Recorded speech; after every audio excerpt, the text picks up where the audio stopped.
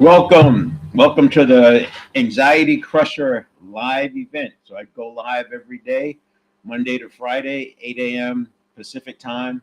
I talk about the 7-step reset. The 7-step reset is something I created for transformation. It's based on neuroscience and it's tied in with transformation. And we have a 90-day program, and this is about updating your habits or mastery of habit change. So there's plenty written about habit change, but most of it misses the mark, in my opinion, because it all treats the subconscious as a mind instead of the network of neurons, which is what it is. And that's a game changer, because once you see it as a network of neurons, you recognize how you apply strategies and tactics to make it work. Now that 7-step reset happens in less than a second, because that's what change is about. But I have it broken down into 7 steps, because we go every day. We have 33,000 on average decisions that we make per day. Now, if you consider that 95% of everything we do is done by habit, then that'll tell you that, okay, so maybe 31,500 of those are actually just habitual patterns. We're not actually making conscious decisions. Then it starts to make sense. That's only part of the story, though, because quote unquote those are decisions. If you look up how many micro stimulus response cycles does a person make in a day, you'll see something like 3 to 4 per second. So we're easily hitting over 100,000 stimulus response cycles a day. So our lives are actually created a quarter of a second at a time, because that's about what the habit reaction takes. And I'll show you that in the 7-step process. The other thing that we'll do today, because I started this last week, going live every day. I'll do this through December and November, and I invite coaches, counselors, consultants to come on stage with me, and we'll talk about their specialty, how it relates to this. And then also at the end of these, we allow people to come on stage, or we just do it through the chat, so that we can work on real world things. I have them talk about whatever they're struggling with. The reason I started this is because of the amount of change going on. So you may have heard the term VUCA: volatility, uncertainty, complexity, ambiguity. And now there's a new one, BANI: brittle, anxious, nonlinear, and incomprehensible. And if you look at the two of those, so VUCA is happening to us, right? The volatility, uncertainty, complexity, and ambiguity. And I would argue that a big part of that is the Moore's law, which was technology capability is going to double every 18 months. That was back in 1970. So we're in the very straight part, vertical part of that curve, which makes sense. I mean, even artificial intelligence, we're seeing resets of that, new versions or different capabilities. It's really interesting how fast artificial intelligence now and the apps associated with that are going up. And so things are changing very fast. It's not going back, because the technology is here. It's not going back. But one of the things we can do is count on principles will still be true, because we live in a world that's governed by physics, and more so quantum physics rather than Newtonian physics. So you do want to understand that everything is atoms, and when you look at it from that point of view, you can make sense of a lot of things that may have been kind of off. Now, when you look at BANI, so that was VUCA, right? Volatility, uncertainty, complexity, ambiguity is coming at us. When you look at BANI, that's our experience, right? Brittle, anxiousness, nonlinear. Everything is coming from all over the place. What does it mean? And people are so close to fight or flight that things just don't make sense, and they don't have their full faculties. Because as you know, once we get stressed, we start closing out things because it's about survival. And then the incomprehensible is we just don't understand what's going on. So the BANI is our experience to this. And the reason I started doing this is because I want us to lean back into having that agency and personal leadership. At the end of the day, that's what's still going to matter. I don't care what you do with technology, what happens with AI, what happens geopolitically. Ray Dalio talks about the 5 wars: the trade wars, geopolitical wars, capital wars, and then you have your military wars, and there's one that I'm missing on that. And those 5 wars, we're already in them. So, technology wars. So capital, technology, technology, geopolitical, and then military. We're already in those wars all around the world, and less so on the military side for the US, but we see these skirmishes starting to happen. And then he throws two bonus ones in there, cultural wars as internal within the country, as well as internal conflict. So we're seeing all of that happen right now. And but what we have is our agency and personal leadership, and we can't lose that. And the challenge now, because artificial intelligence has learned based on what works and has learned based on what's out there, we're seeing if you put in a prompt for Chat GPT or whatever platform you're using to give you some ad copy, let's say you use the Pastor framework ad copy, it's going to give it to you. It knows how to do that. And that Pastor framework is designed to tap into people's cognitive biases to get them to do things that they weren't thinking about doing, or maybe they don't even want to do. And at the extreme, it does do that. It hijacks a person's agency using cognitive biases. Now, artificial intelligence doesn't know how to do that, but it does it because it's learned based on advertisers for centuries have been using ad copy to get people to buy things. And so artificial intelligence doesn't really introduce something new. It accelerates what has already been happening. And because of that, we have to keep up. The 7-step reset is based on neuroscience. And if you look at most neuroscience, it goes back to, you can make sense of it from a hunter-gatherer time, because for thousands of years as hunter-gatherers, we lived in this tribal environment. We lived with tigers. And so that's why your fight or flight is at the tiger level. I mean, you read an email, why would we be in fight or flight? That's not existential, right? Having an email there.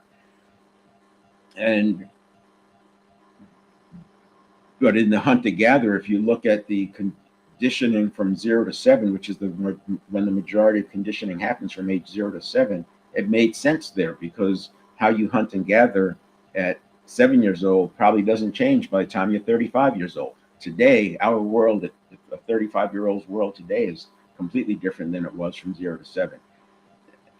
So that's just some examples of why this is important. Now, there's two parts of this. One is the 7-step reset, and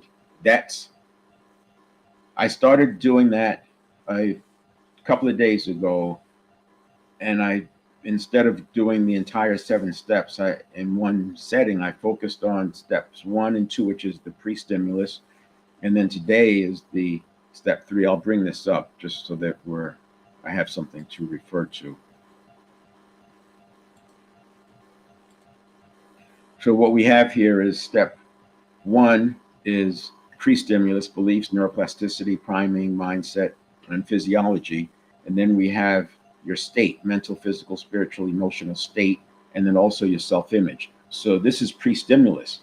This happens 33,000 times a day, as I was saying, and at a higher level, and then on a detail level, more like 100,000 times per day. But this is happening over and over. So it's pre-stimulus, conditioned reaction, and then response. And then we're here again, and here again, and here again, and here again, 33,000 times a day. So our cycles are priming us for the next one. And if it gets away from you, you've seen people get triggered, and they can't catch up with it. They're off and running. So I talked about these the past 2 days, and you can go back and look at those. You can also go to, and I'll put that in the chat, you can go to 7stepreset.com/live. And you'll find information there. You'll see a video that's right in the middle. So if you're new, start here. That's a good overview of the 7 steps. And I'll update that from time to time with other videos. And also it shows you where you can find this. So we're on several Facebook pages, and also you can use that page to come online. But I'll put that, and that link changes every day because that's the way the streaming software works. But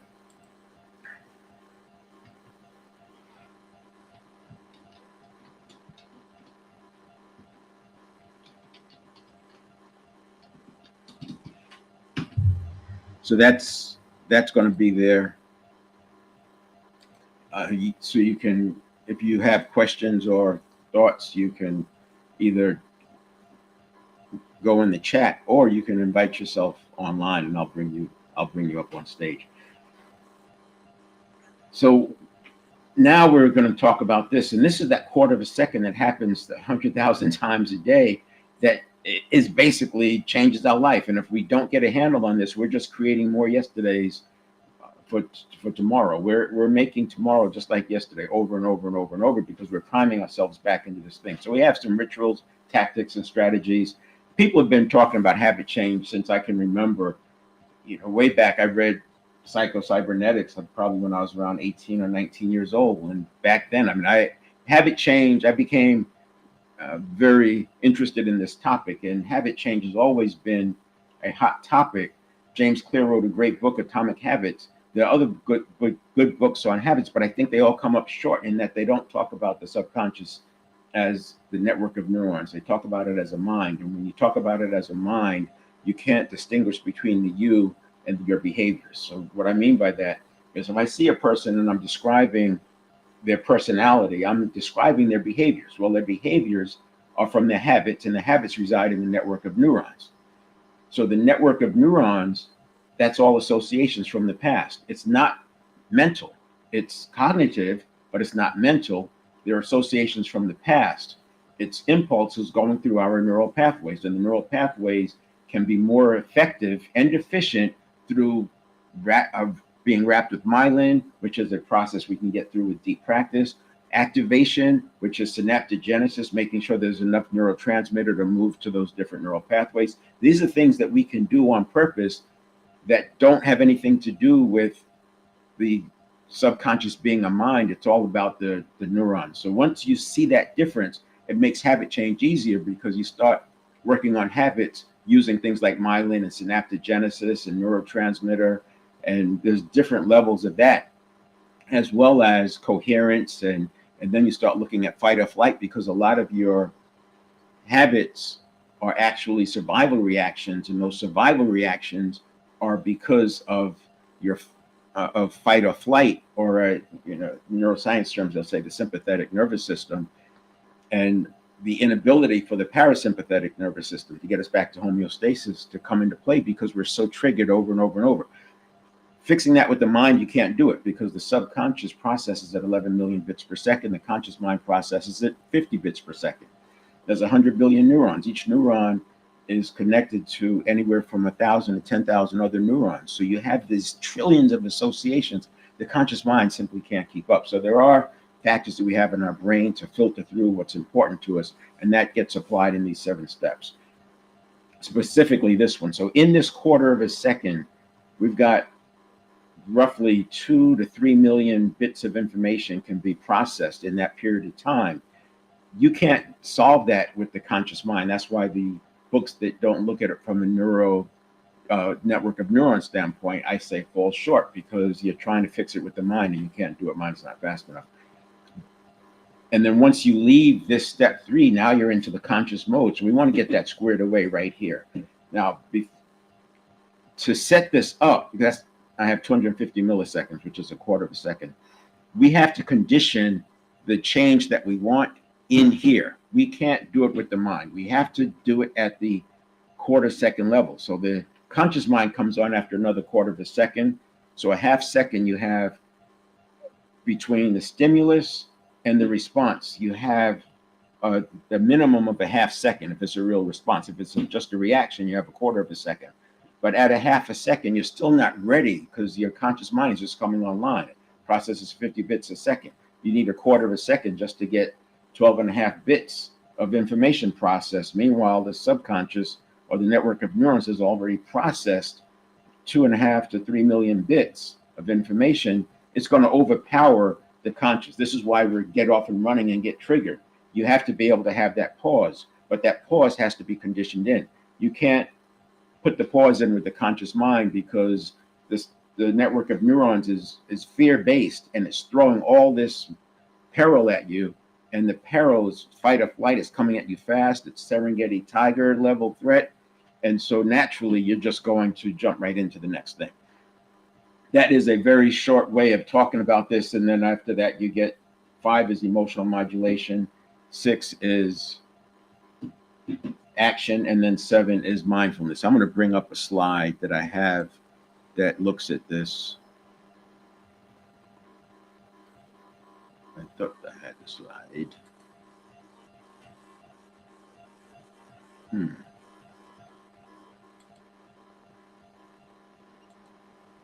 Oh yeah, here we go.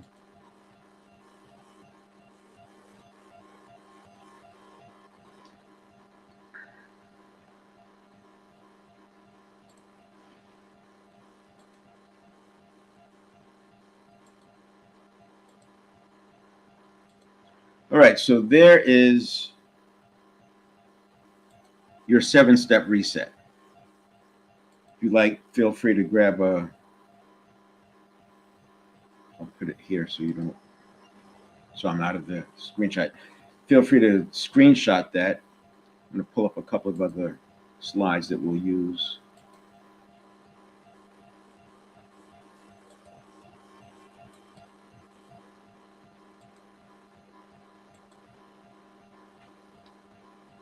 Okay.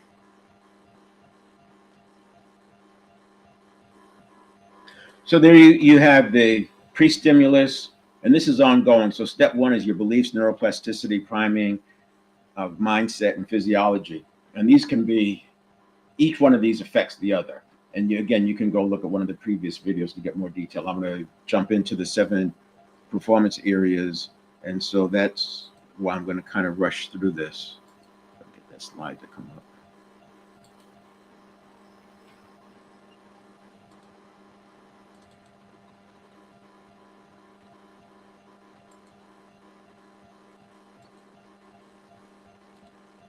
Oh, there we go. So and then we were just talking about step 3, and tomorrow I'll get into step 4, 5, 6, and 7 a little bit more. But step 3 is an important one, but it's so quick, it's a quarter of a second, and people don't understand that this quarter of a second is governed by what you do here and what you do here, because we're doing this 33,000 times a day. So if you're already primed for fight or flight, then you're cooked right here. Step 1 is ongoing. This is where we prepare ourselves. This is the self-improvement stage. This is the personal development stage where we get better, sharpen the saw. Step 2 is a check-in to how are we doing with our mental state, our physical state, our spiritual state. How's our self-image? What's our self-talk look like? And what we do with the transformation work is when this is not right, we can go back here and adjust, because we have tools that you can use to adjust. And then we have the conditioned reaction. So your change is not going to happen here. You have to, not consciously, you're going to have to program in the changes. So we program in the pause. We program in where the subconscious or the network of neurons is not fear-based. It's not looking for the threats and the perils, but rather it's looking for, it's seeing things as neutral or positive. Now, it's still, we don't remove, hold on a second. We don't remove the ability to notice threats, of course. It's just that the majority of the time, what we're facing is not like a Serengeti tiger. So we don't need the subconscious to be on alert for Serengeti tigers or people coming that we're meeting on the trail and who might be a threat. We're not looking for that. We don't need that. And there's multiple ways for us to get information about threats. There's news, there's emails, there's friends, there's just different ways of getting it. You have your phone. You don't need to be on alert for the next tiger that shows up, because you'll find out that there's a tiger loose on your phone way before you'll ever see it. And that's why we can condition in this change response. So now what happens is you have less noise getting through to the conscious mind for the response. You have less need for the emotional modulation. This is a 90-second process where we allow the energy to stay in motion and move through rather than get settled into our nervous system. And then step 6, now we can take action, do it, delegate it, delay it, or discard it. Now we can take that action because we're not being triggered. You don't want to take action while you're emotionally triggered, because you're probably going to make a mistake. I like to say, that trust is built on the escalator going up, but you can lose it by jumping out the window.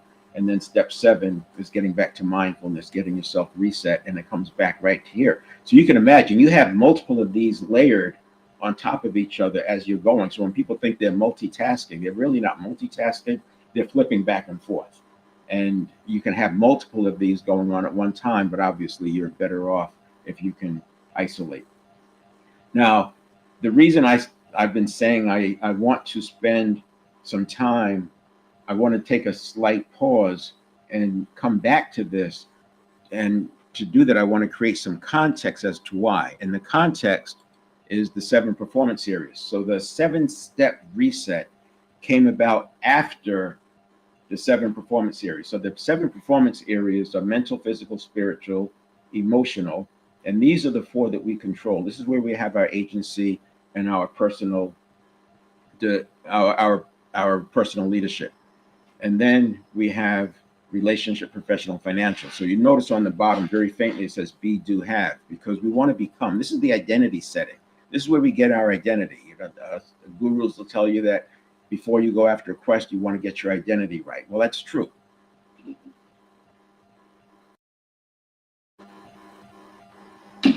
And this is a way for you to set your identity. So I would say every major quest, if you change your job, we need to reset the identity. If you start a business, we need to reset the identity. If you take on a new big project, it's helpful to reset the identity. This doesn't have to be a major operation. Then as you get better at it, it becomes faster and faster. You hear me talk about laps. So if I'm working with somebody in the 90-day program, we do laps around these four to get it ingrained and to get it internalized. Once you have it internalized, you can apply it over here very easily. What we don't want to have is for people to go after goals with the relationship, professional, and financial before they have this set, because they're going to be knocked all around. They're less likely to be aligned with their goals and their vision and their life design. And that's why we spend the time here. And the reason for the 7 steps is that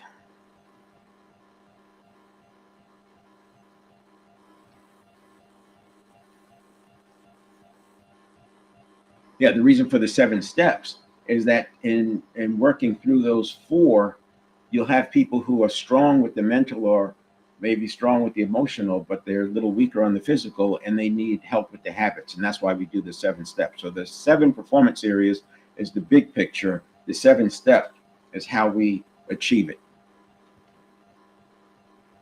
Now, in the mental area, and there's a lot. I've said before that there's dozens of levers on this 7-step reset. I don't obviously pull out all the levers, and I don't talk about all the levers because it would be boring and quite frankly just doesn't make sense without the context. But when I see a situation, a person has a phobia type response, or maybe they're having trouble discerning the difference between the conscious and the subconscious, there's a different lever that I pull out. Maybe I focus more on breathing exercises to give that person some space. So it just depends. Maybe they're struggling with emotion. Maybe they're very emotional and they're hyper in that area. And so we spend more time on the emotional modulation. So it just depends.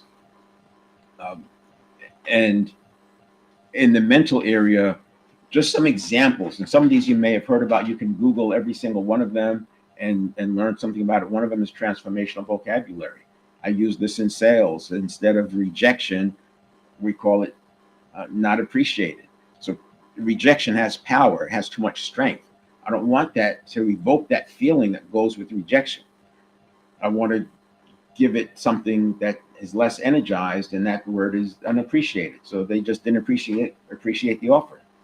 You know, so what? Who's next? Someone's waiting, and you get back on the phone. Another one might be principles. I like to focus on principles. So the mental areas when we focus on principles, not hacks, not debating. You know, people love to talk about the exception. Well, the exception kind of makes the rule, right? The exception says that there's a general rule. So you make your decisions based on the general rule. Another one I like to do is say, you don't want to just jump on plans that sound good. You want plans that work on a bad day of a bad week, because there will be bad days. There will be bad weeks. I remember talking to somebody and they were have a pie in the sky, and they're going to do all these things. It's going to happen in a certain kind of way. And I said, that's not reality. What do you mean? I said, like, what do you mean? I said, that in the real world, that's not going to happen. They said, well, I got to you have to keep me out of the real world.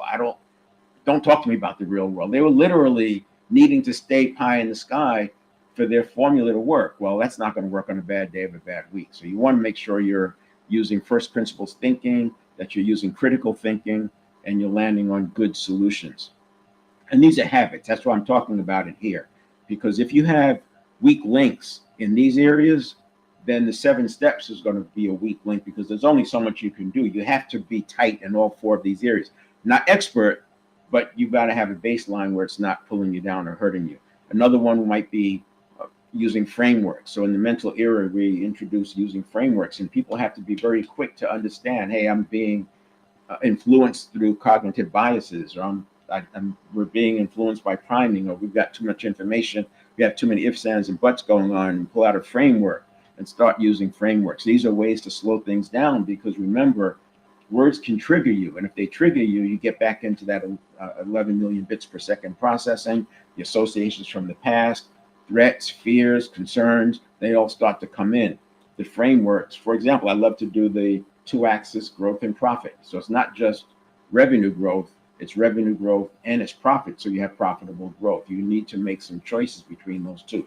Another one might be probability and frequency, right? What's the probability that it's going to happen? And what's the frequency that it happens? Or probability and severity. What's the probability that it's going to happen? And what's the severity that it's going to happen? Somebody will spend so much money trying to prevent this thing that's super severe, but not probable at all. And then they'll ignore the things that are highly probable, but death by 1,000 cuts. So you want to be managing both of those. This is when it's good to bring out frameworks, because people go down that rabbit hole of thinking about just the one thing, the probability or the severity. And it could be different depending on the day, just depending on how they get triggered. Another one might be fast and slow thinking, maybe being able to distinguish between the conscious mind versus the network of neurons. This is huge, because the network of neurons, what's going through there are impulses, right? And that impulse is energy. And thought at its very base form is energy. So you got energy from thought, and you have energy from the network of neurons. And what you have is this confusion that people think the network of neurons is thought. It is not thought, right? And so ChatGPT is not thinking. It's or I should say AI is not thinking. It's giving you associations. It's giving you results of associations from its database. Cognitive processing is what's been called thinking, but cognitive processing is what's happening in the network of neurons. The mind is something different. The mind can create in the field of infinite possibilities. The network of neurons is focused on associations, which are from the past. Now, the next one would be physical. And physical, if I look at this, so mental is the one that you design it. This is where you design the life, but you're going to have to get a handle on the physical, because the physical is what drives everything. You need your heart, you need your brain, you need your nervous system. So if you don't have a handle, if you don't have the ability to get a handle on the physical, then you're cooked. And the physical is where the network of neurons lies. So this is huge. I can talk about it from biology, epigenetics, right? This is people, spontaneous remission. We know this happens. So you have epigenetics comes into play. Neurobiology, that's what I'm talking about with the network of neurons, synaptogenesis, myelin, the power of the central nervous system, allostasis and homeostasis, and all these things come into play, and how you can manage them. So you can understand it from the mental side, but we have to build a habit to actually live it, or else you're just going to get more yesterdays for your tomorrows. We also have the physiology, right? How we stand. We have heart rate variability. And heart rate variability correlates with willpower. So the higher your heart rate variability is, the higher your willpower, or the more access to willpower you're going to have. And then we have the breathing, and breathing is huge. If you look at any of the arts, even Navy SEALs, they train in breathing. Breathing is very, very important, because it's how we can center ourselves. And if you just consider that we can live seconds without blood, minutes without oxygen, days without water and weeks without food, it kind of tells you what the priorities need to be. So we need to have clean blood. And guess what? Good deep breathing cleans your blood. So, and movement cleans the lymphatic fluid. So while you can live months and years without exercise, you want to be moving because it cleanses your blood, and blood is number one. And then breathing is important. In fact, it's very helpful to reduce anxiety. So if you're, and that's what these things are about, crushing anxiety. When you're anxious, your breathing gets shallow and your breathing gets fast. But you can also create anxiety by fast and shallow breathing. So what we don't want to do is have fast and shallow breathing. So I literally train my system to have long, slow breaths. Yesterday I was doing the 20 second inhale, 20-second exhale. But my normal morning routine is 10 minutes with 13 in, 13 out. And I do that for 10 minutes straight. And I use that while I'm hydrating. And it's just a 10-minute time where I'm getting to remind myself what's important. Because remember, I'm the you. I am the me. You know, if I'm talking to somebody, what I'm saying is what they are in that 10 minutes in this example, that's who they really are. And then the personality is just a network of neurons doing their thing, neurons that fire together, wire together. And that's 10 minutes I get to remind myself of what's important to me. 10 minutes where I get to think about my priorities. 10 minutes where I get to think about what's not right yet and then adjust my day. And then physiology is huge, because if you stand with courageously, you're better equipped to handle that next thing that's coming. If you're already in a defeated posture, fight or flight is so easy to happen from that place. And then spiritual is the next one. So I like to call this awareness of awareness. You're aware that you're hearing me talk about awareness, and now you're aware that you're aware of that. We can keep going. Awareness of awareness of awareness.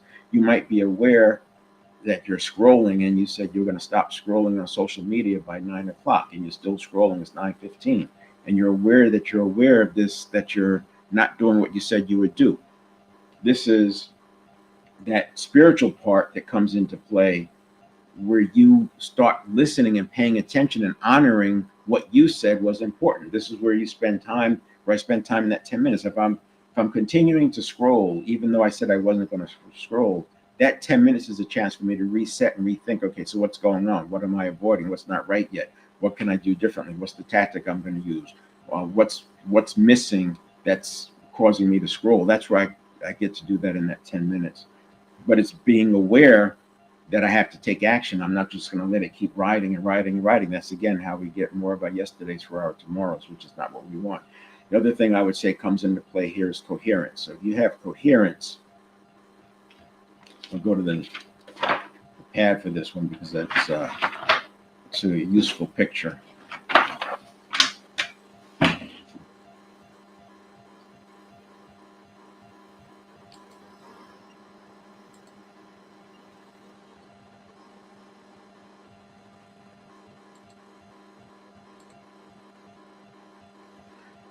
Now, what I'm describing here, if you have coherence, let's say that this is just how you're going through the day. This is your internal system. This is your internal system. And you have your coherence there, and then you have the outside limits. When you have a lot of coherence, like this is depicting, right? We have our nice coherence, everything is flowing through. When we have that, we have a small amount of chaos and a small amount of rigidity.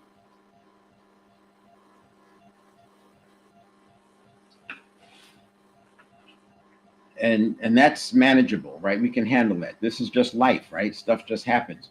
But if you're too rigid, you have a fixed mindset. And if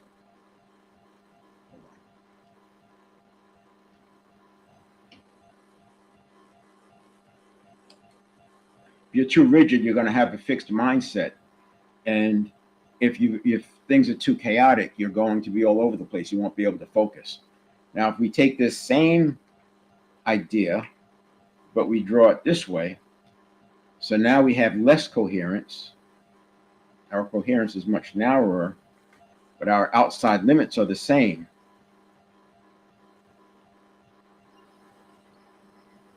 And now we have only a small amount of coherence. But what you have out here is a lot more chaos and a lot more rigidity.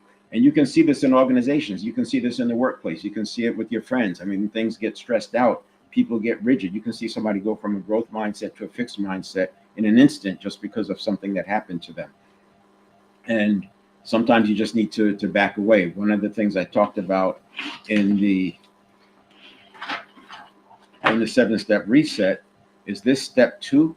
When we're in this step 2 as a leader, you have to recognize what state that person is in. Too often, I see leaders do this all the time, that they can see, it's obvious that the person is getting towards that rigidity or towards that chaos, or they're getting towards fight or flight, and the leader will still plow through and push their agenda, and the person's already put the wall up. Salespeople have learned to do this because they don't get paid if they keep doing that. They've learned to back off and let the person get some psychological air. You've got to let them talk about it. And leaders need to do more of that, because unfamiliarity creates stress. And if you're introducing something new, people are going to be stressed out. You may want to spread that new thing you're introducing over several days. And then we have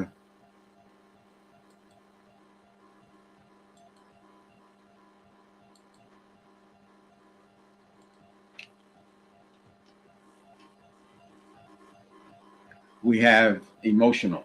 And I often say that emotional is the gateway to the right side, because after you get this straight, this is totally in our control. What we think, what we choose to think, and because of the 7-step reset, we can control the physical piece too. We can master our habits. And this spiritual is not the real spiritual realm. It's our higher self. It's our, what I say, interacts with the spiritual realm. This is our self, our awareness of awareness, our consciousness, our present moment. And then the emotional is in our control, but too many people have given that away, and they've allowed other people to be able to push their buttons. We don't want to have buttons that can be pushed. And this is why you have the emotional modulation and letting it run through. Sometimes this takes weeks for people to resolve a lot of the emotional, because remember, if they dwelled on emotions, they're sitting in their network of neurons, so to speak. It's a neurobiological event that we've got to neutralize and remove and allow that to flow out, so that they have that conscious present moment, purity of thought, purity of mind, no threat, no regrets of the past or anxiety of the future. And now we have that pure consciousness, those present moments.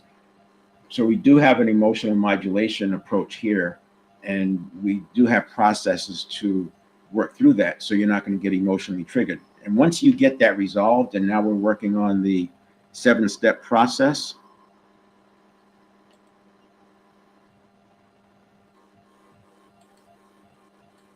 And you're working on the 7-step process. Once we have that resolved, you do that emotional modulation over here. You're not triggering yourself for these 33,000 decisions that we're making per day. And that's 0 to 90 seconds. So as I said earlier, this whole thing takes less than a second. But if you are triggered, then you take up to 90 seconds for the emotional modulation. That could make this take more than a minute, could take 2 minutes. But because of what we do here, where we've taken care of our beliefs, so we're not being triggered unnecessarily, we've mastered habit change with the neuroplasticity, we're not so prone to being primed, because we're priming ourselves, and we can recognize when priming is coming from somewhere else. And priming and cognitive biases are highly connected.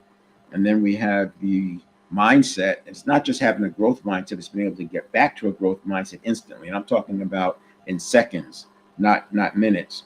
And then having a physiology that's going to empower us and enable us.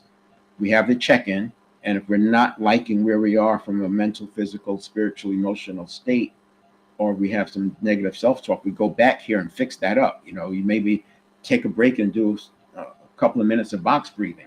Box breathing, 4 box breathing breath cycles, 4 counts in, hold for 4 counts, exhale, hold that for 4 counts. You do that cycle 4 times, you have a minute.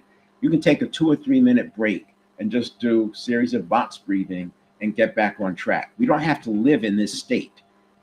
And everyone has experienced something really bad happen. For me, because I, was a teenage driver, whatever, speeding, I got a lot of tickets, and I remember when the lights would light up behind me, my heart would jump. That happened for years. Now, obviously, I know how to solve that now, but that would stay in the system, right? And you have that neurobiological event, the adrenaline and cortisol is in the system. We don't have to live with that.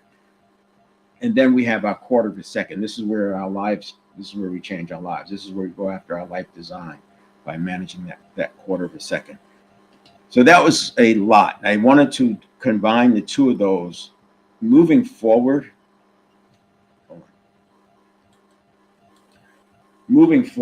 most of the conversations were about the 7-step, because the 7-step is what we can do right away. And the reason I started doing these was to help people get a handle on the anxiety. They lost a job, they're laid off, they're worried about getting laid off. I want to be able to solve that, because people want to be at their best when it comes time to looking for a new job. We don't want them coming from underneath. We want them on top, right? And then getting that job, because a person in protective mode, in fear mode, is not going to be at their best. We want people at their best. That's why I started doing these live events. So more of the conversations will be about these 7 steps, but I can't really talk about this without having the context of the 7 performance areas, because that's the target. We're going after the mental, physical, spiritual, emotional, relationship, professional, and financial, and having those at a high level so that those all become enablers, empowerment catalysts. We don't want them to be resistance factors. And too many people are walking around with the poor physical health, or maybe not understanding what their self-talk is doing to them, maybe not paying attention to breathing, not doing the things for the blood, not understanding allostasis and how to leverage that, allowing themselves to be emotionally hijacked. All of those things are going to impact what happens on the right side, relationships, professional and financial. So I'll do this live. You can tune in again tomorrow. Again, I will leave time at the end. If people want to join in, they can use that link, or they can just send me a chat and we'll talk about it on chat. And invite your friends. These will sit out on the page wherever you're watching this. And you may have to scroll down to see the yesterday or the day before, because I also post other content. But you can forward that to anybody you see going through anything. If they're changing jobs, just send this to them. This is all about helping people get through this, especially in the US, because we got some internal and some political stuff, geopolitical stuff. And as I mentioned, the 5 wars, geopolitical, trade wars, capital wars, technology wars, and military wars. All of that's happening all at the same time, and it doesn't make it easy. So then you got the VUCA and the BANI, and this is our way. No matter what happens, you can always come back to this. All right, we'll see you next time.